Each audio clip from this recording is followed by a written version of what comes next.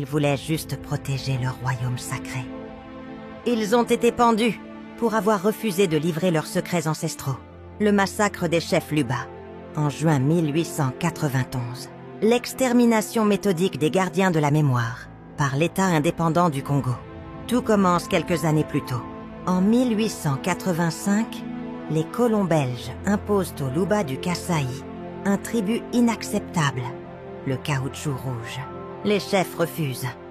Leurs voix graves, portées par des visages sculptés par le soleil, répondent « Nos arbres à caoutchouc sont sacrés.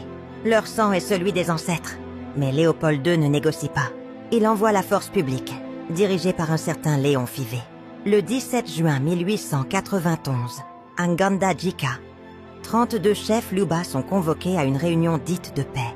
Ils avancent en silence, parés de tissus de raffia et de colliers d'ivoire.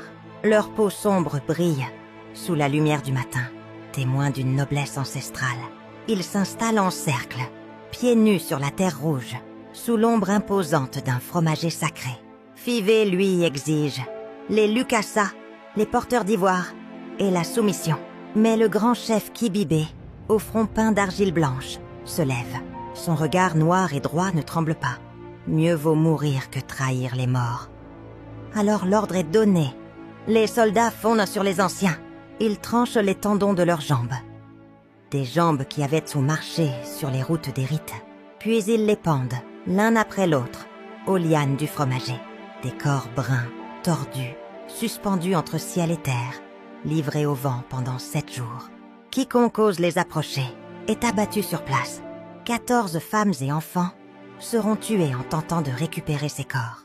Dans son carnet, Fivet note sans frémir 32 pendus, 14 indigènes supplémentaires neutralisés. Mais ce qu'il n'a jamais compris, c'est que les Lukasa n'étaient pas que des objets. Ils contenaient l'histoire de tout un peuple, transmise par des mains noires, de génération en génération. Ils renfermaient la généalogie sacrée des rois Luba, les chemins initiatiques des sociétés secrètes Mboudié, et la carte céleste que les sages lisaient dans les étoiles. Un survivant raconta « Avant de mourir, Kibibé a craché sur les soldats en criant « Vous ne tuerez que nos corps. Les esprits reviendront dans les arbres et les rivières. » En 2021, une stèle est dressée à Ngandajika. Les descendants écrivent « Ici tombèrent Kibibé et ses frères.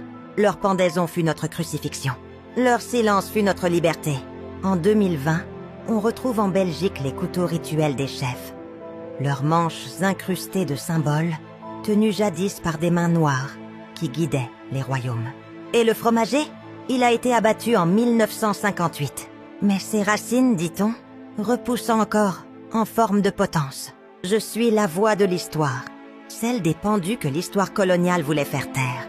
Like, abonne-toi et dis-moi en commentaire, est-ce que cette mémoire vit encore en toi ?